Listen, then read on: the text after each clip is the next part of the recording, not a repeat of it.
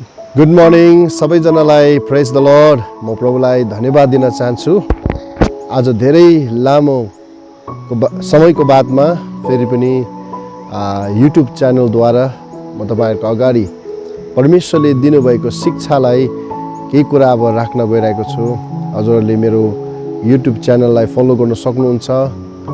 यो शिक्षाबाट तपाईले धेरै फाइदा उठाउन सक्नुहुन्छ। परमेश्वरले दिनुभएको वचनको प्रकाश अनि उहाँ मसँग बोल्नुभएका कति वचनहरू म आज तपाईको अगाडि राख्न गइरहेको छु। विगतको दिनहरूमा तपाईहरु धेरैजनाले यो च्यानललाई सब्स्क्राइब अनि यसलाई यो द्वारा तपाईले धेरै आशिषित भएका धेरै साक्षीहरू गवाईहरू तपाईले मलाई दिइरहनु भएको थियो अनि इन्करेज तपाईले गरिरहनु भएको छ। म तपाईलाई इन्करेज गर्न चाहन्छु मेरो च्यानललाई सब्स्क्राइब गर्न नभुल्नु होला अनि धेरैभन्दा धेरैलाई यसलाई शेयर गरिदिनुहोस् ताकि धेरैले परमेश्वरको वचनबाट आज उनीहरू आशिषित बन्न सकुन्। अनि साँच्चै नै जीवनमा धेरै प्रभुको वचनको दरकार पर्छ किनभने प्रभुको वचनमा लेखेको छ मत्ती 4:4 मा हामी पाउँदछौँ है, मानिस भोजनले मात्र होइन तर मेरो मुखबाट निस्केको वचनले बाँच्दछ। अहिलेको जीवन यति साह्रो सर्कमस्टान्सेस विभिन्न परिस्थिति दुःखबाट हामी गुज्रिरहेको हुन्छौँ अनि हामीलाई परमेश्वरको वचनबाट सल्लाह परमेश्वरको वचनबाटको हौसला आज हामी हरेकलाई चाहिएको छ प्रिय। यसैले गर्दाखेरि हामी यति बेला आजको बिहान परमेश्वरको जीवित वचनलाई आज हेर्न गइरहेको छु है। र नयाँ तरिकाले म तपाईको अगाडि परमेश्वरको वचन लिएर आउँदैछु। अहिले म उभिँदै गरेको डाँडा चाहिँ रङ्कादेखि लुइङको यो क्षेत्रमा यो ठाउँलाई फेमस ठाउँ छ, लभ डाँडा पनि भनिन्छ है। यहाँबाट तपाईँलाई ब्याकग्राउन्डमा देख्दै गरेको ग्याङटोकको सिन हो। अनि जे होस् आजको बिहान हामी परमेश्वरको जीवित वचनलाई हेर्न गइरहेका छौँ र तपाईँको अगाडि प्रभुले मलाई केही दिन अगाडिदेखि बोल्नुभएको वचन तपाईँको अगाडि राख्न चाहन्छु। त्यो चाहिँ हो द राइचियसनेस अफ गड है। परमेश्वरको धार्मिकता भन्ने कुरा कति महत्त्वपूर्ण कुरा छन् है। सो आज हामीलाई परमेश्वरले एउटै बोलाहट दिनुभएको छ, त्यो चाहिँ हो परमेश्वर जस्तो धर्मी हुनुहुन्छ आज हामीलाई त्यो धार्मिकतामा परमेश्वरले हामीलाई बोलाउनु भएको हो। हामी जब परमेश्वरको वचनलाई पहिलो पत्रुसमा हेर्छौँ भने यसरी लेखेको हामी पाउँदछौँ। म तपाईँको अगाडि यो वचनलाई पढ्न चाहन्छु। पहिलो पत्रुसको किताबमा जब हामी हेर्छौँ भने 1 अध्यायको म 15 देखिलाई पढ्नु पर्यो। तपाईँको अगाडि यसले लेखेको छ, तर तिमीहरूलाई बोलाउनु हुने जस्तो पवित्र हुनुहुन्छ तिमीहरू आफै पनि जीवनका सबै रहन सहनमा पवित्र हौ किनभने यो लेखेको छ तिमीहरू पवित्र हौ किनभने म पवित्र छु है। परमेश्वरको वचनले आज हामी हरेक प्रभुको जनहरूलाई आह्वान गर्छन् कि प्रभुको वचनले के भन्छ भने कि जसरी तिमीहरूलाई बोलाउनु हुने जस्तो पवित्र हुनुहुन्छ तिमीहरू पनि आफ्नो जीवनका सबै रहन सहनमा पवित्र हुनुपर्छ। प्रेम आज तपाईँलाई के भने आजको वचनलाई राख्न चाहन्छु भन्दाखेरि राइचियसनेस प्रभुको धार्मिकता भन्ने कुरा आज अति नै महत्त्वपूर्ण छ प्रिय। सो यो कुरालाई हामी आज गहिराइमा बुझ्नेछौँ। वाट इज राइचियसनेस है, र धार्मिकता भन्ने कुरा के हो है, धार्मिकता भन्ने कुरा के हो त, यो कुरालाई अलिक गहिराइमा हामी हेर्नेछौँ। जब अयुबको किताब 29:14 यसरी लेखेको हामी पाउँदछौँ। अयुबको 29:14 तपाईँको अगाडि म राख्न चाहन्छु। अयुबको किताबमा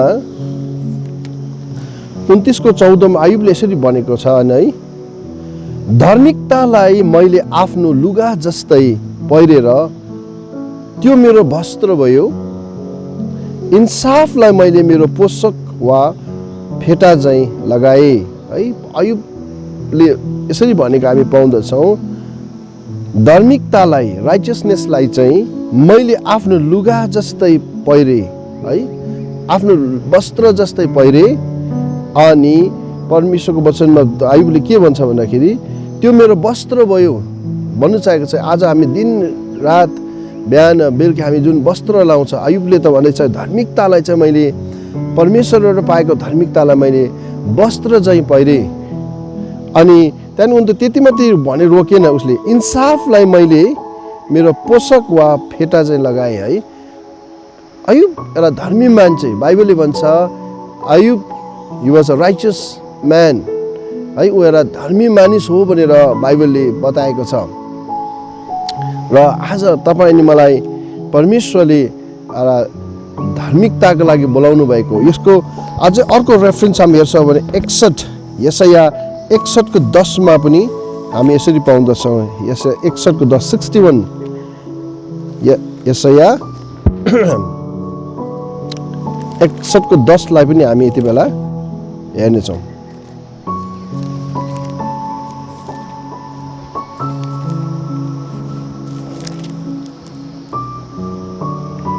यसरी लेखेको हामी पाउँछौँ, परम प्रभुमा साह्रै आनन्दित हुनेछु।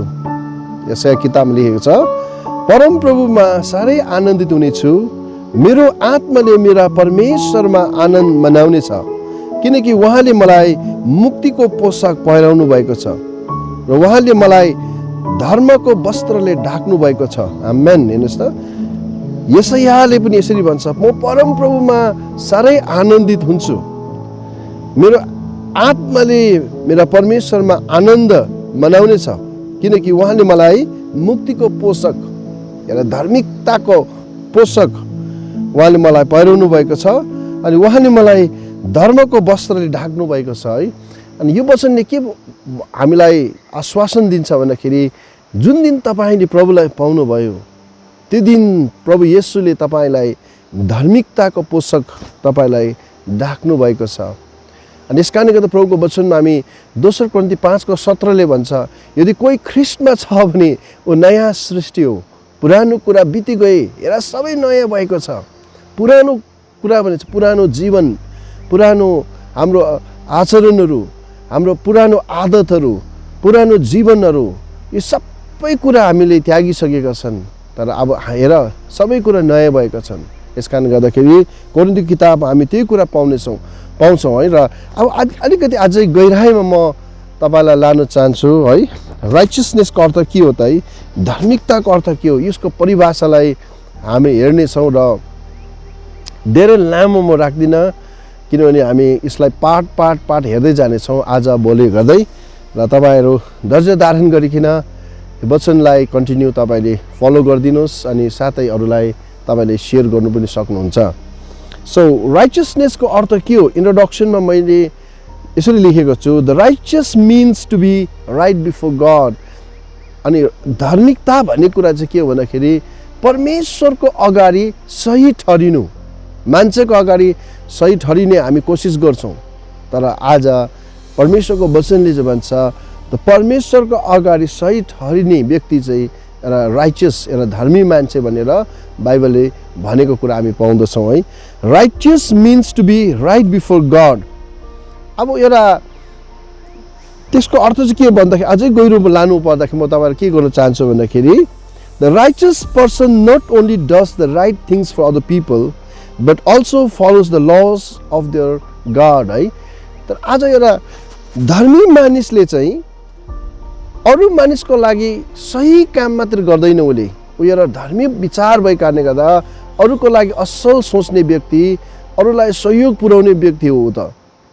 तर सँगसँगै धर्मी मानिसले अरूको लागि एउटा असल काम मात्र होइन, तर ऊ चाहिँ यस्तो निष्ठासँग उसले आफ्नो परमेश्वरको वचनमा उसले ध्यान दिँदछ। परमेश्वरको वचनदेखि उसले आफ्नो जीवन यताउता गुमाउने छैन। परमेश्वरको वचनले जे भनेको छ त्यही आदरमा उसले जिउँदछन् प्रिय।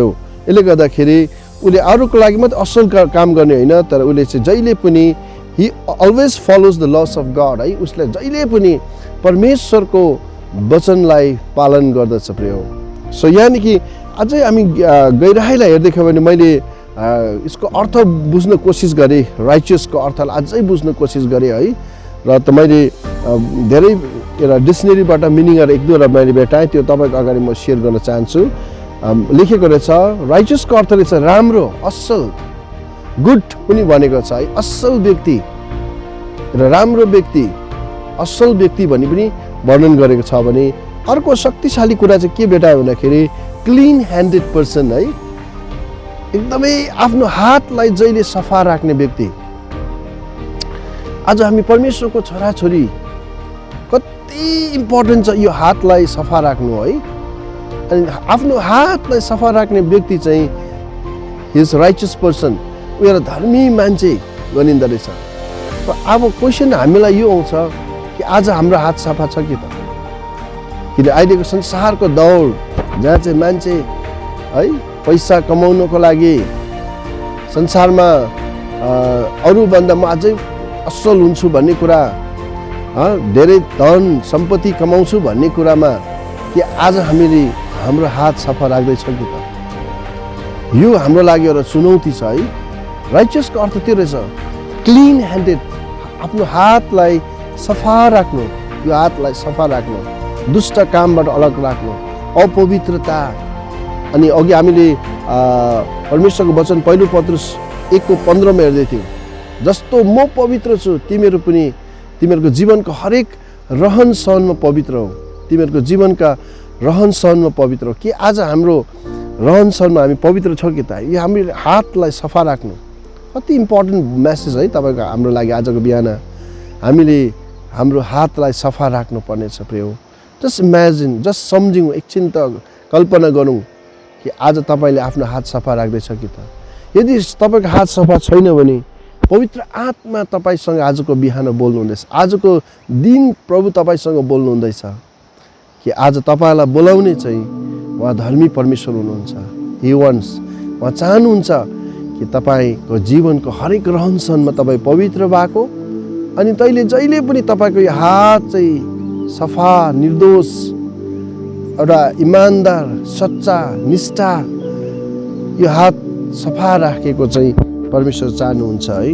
क्लिन ह्यान्डेड कति मिनिङ, गहिरो मिनिङ छ।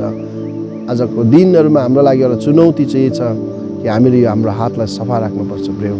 यदि छैन भने आज पश्चाताप गर्नुहोस्, प्रभुमा फर्किनुहोस्। फेरि पनि म आह्वान गर्छु, तपाईँको विचार र सोचलाई तपाईँले बदलाउनुहोस्। तपाईँ त्यही कारणको लागि प्रभुले बोलाउनु भएको, परमेश्वरको थुमा येशूको रगतले तपाईँलाई धुने कारण चाहिँ त्यो हो। तपाईँको हातलाई प्रभुले धुनु भएको छ, तपाईँको विचारलाई, सोचलाई प्रभुले धुनु भएको छ।